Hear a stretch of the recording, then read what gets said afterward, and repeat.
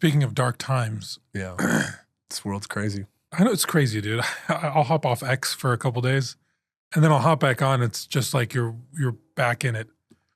And so I was off for a couple days, and then I came back on, and I saw that this bishop in Australia, Bishop Emmanuel Mari. So for those of you that don't know, he's a bishop of the in the Assyrian Church of the East. They're in partial communion with the Chaldean Church, which is in full communion with the Roman Catholic Church. So as Catholics, we recognize them as an authentic apostolic church. He's based out of Australia. Yeah, so that's just a little piece of context of who we're talking about. So there's a bishop in that church.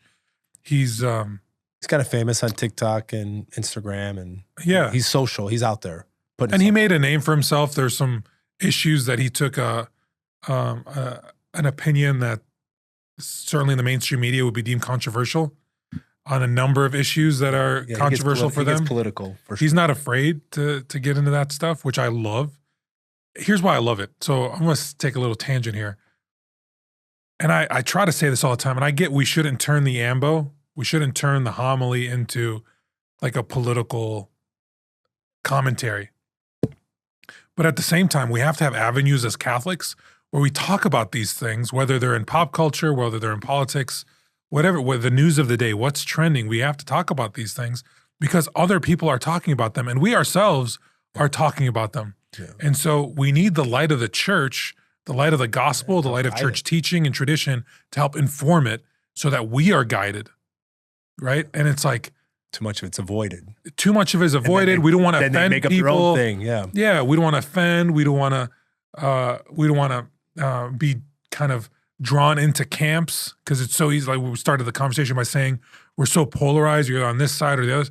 It's like, no, I can be a free thinker and have views that are deemed to be progressive, quote unquote, or deemed to be conservative, quote unquote, or libertarian, quote unquote. But that doesn't fully define who I am. And I think the church is weary of not stepping into these important conversations that are engrossing the majority of people because they don't want to get labeled one way or another. I don't know, that's my opinion on that. Do you have a different take on it? No, I think there's a way to talk about them without being divisive. There's a way to talk about issues that are going on in the news without pointing fingers at one side or the other, to just to talk about it in a way that's saying, okay, this is what's going on. This issue a lot of times isn't just political, and political is just downstream from the theological. It's like there's some other truths behind a lot of these things. And I think, we don't have to name, President Biden or President Trump every time like that. I don't think you're saying that. I just think that when we're talking about, like right now, I'm anxious about what's going on in the world.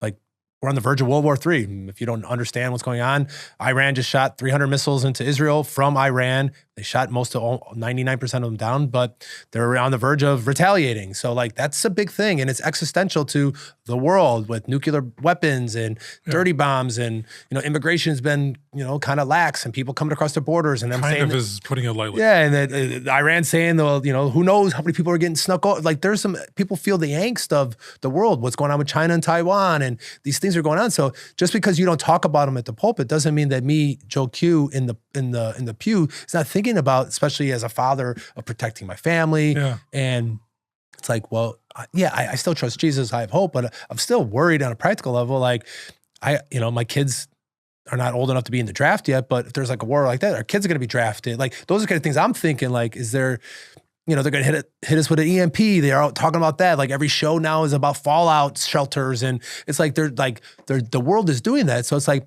we can't just ignore it. We should also say, okay, the world seems a little bit messed up. There's a lot of trials and tribulation. Jesus is conquered, but how can we practically deal with this? What's the gospel telling us? What is the church telling us? Not to avoid it, not talk about it, not acknowledge it, and talk about something random.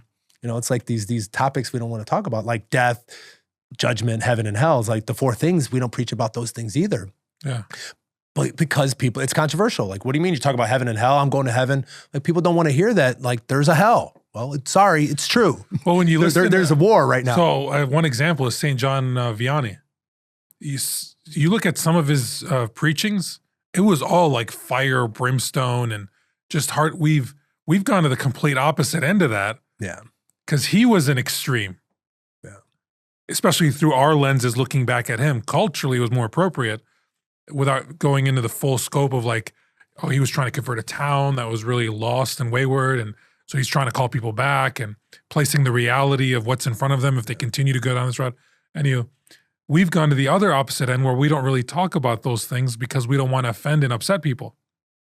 Yeah, it doesn't make it any less true just because No. you don't talk about it. Just because you're not talking about the war about to happen doesn't mean it's not happening and people aren't thinking about it. So you want to try to help guide people and inform them with the light of the gospel on how to handle this kind of situations. Like maybe do a holy hour.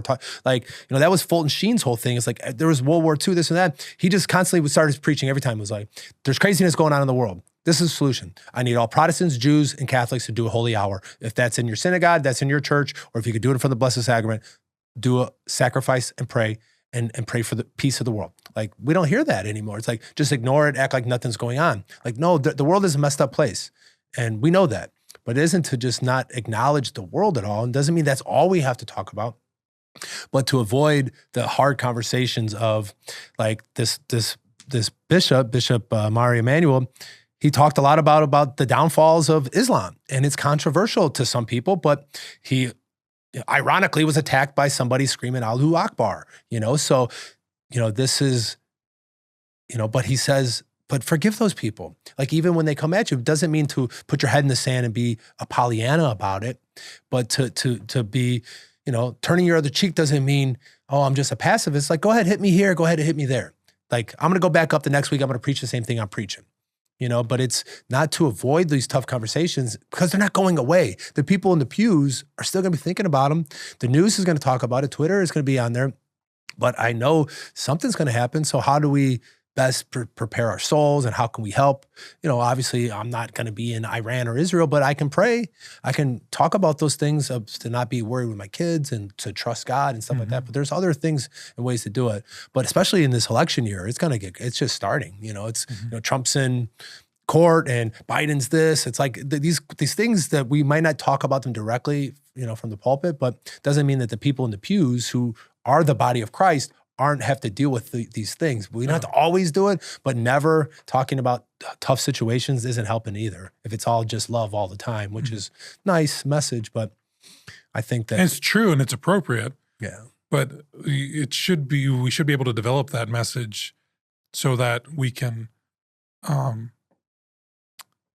unpack it as it relates to specific things that are either happening in the world, happening in our communities, or are just on our minds in general, whether it's something that's trending or what have you. Yeah. Like that message of God is love is a universal message, and it can be unpacked in so many different ways so that, again, conversations can be informed and we as people can be guided.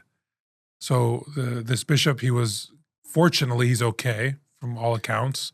There hasn't been a lot of information that's come out, at least I've been trying to follow. I haven't seen a lot. Just what we talked about, like Taylor Marshall is one. But even in Asia, there was another priest that was shot. Yeah.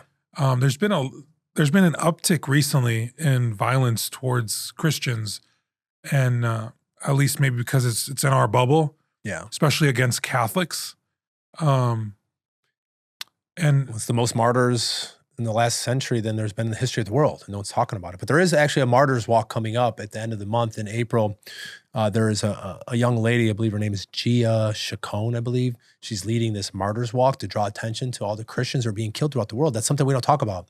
It's like people are being killed for Jesus. And it's not even talked about. It's like, well, if I would have been at the Holocaust, I would have helped save people. Well, no, that's going on right now all over the world, in Africa, in Asia. This may not happening here in America. But look at Australia. I mean, people are trying. They're very, synagogues get shot up, Catholic priests being stabbed. Like in Africa, whole villages on Easter, there's been all kinds of attacks. There's bombings, these things going on, but there's not a whole lot of people talking about the martyrs. And there is a walk coming up. I want to say it's April 27th, but Jim Caviezel's involved with it. It's going to be in DC. It's got a big walk. And it's something that needs to be talked about because it's a travesty, just like there's modern day slavery going on. It's like these issues that people that are human trafficking stuff, like just because it's hard doesn't mean we shouldn't talk about it. It's like the Sound of Freedom movie. People are like, oh, that's so hard. I'm like, yeah, but putting your head under the sand and ignoring it doesn't make it go away. I know, but so I'm going to take a devil's advocate stance here. Yeah. There's so much going on in the world, and most of it I can do nothing about. Like, when do I draw the line? How far can I stretch my ability to focus and to take in all this information, be stretched? No, it's hard. And so, like, yeah, where do you draw the line? Well, I just think we don't have to do anything directly all the time, but I think some things, it helps to expose something by even talking about it to the one person. That person may do something about it. Everyone's got their purpose. Everyone's got whatever God's calling them. And maybe trafficking isn't your thing, or maybe the martyrs isn't your thing, or maybe what's going on in Israel, that's not your thing. But just to be a little bit knowledgeable about what's going on in the state of the world, and Christians are being attacked, and praying. I mean, we can all pray. I mean, just because it doesn't look like anything's being done doesn't mean that things aren't being done on a realm that we don't see, because we're so materialistic so much. And maybe not only does it change the situation, but it helps change us. Maybe God put that on your heart for a reason to pray for it, and maybe he is calling you to help other people pray for it, and maybe someone in that group will want to do something. I mean, we can't do everything. We can't be everything to everybody all the time, but we can speak up in our little, spheres of influence to say, hey, did you see that? Like, that's not cool. Like, what's going on in the Middle East? Like, or in Ukraine. It's like, it seems that there's a steady degeneration of order and what's going on. And it's a lot. And I think that's how the evil one is working, is that he's distracting us in so many ways. It's like, what can I do? Let's throw my hands up and do nothing. It's like, so we can be defeatist about it. We can't let that win, but we could pick, our spots to where we can affect the most change, which we've talked about before. I think the best way to make change is locally.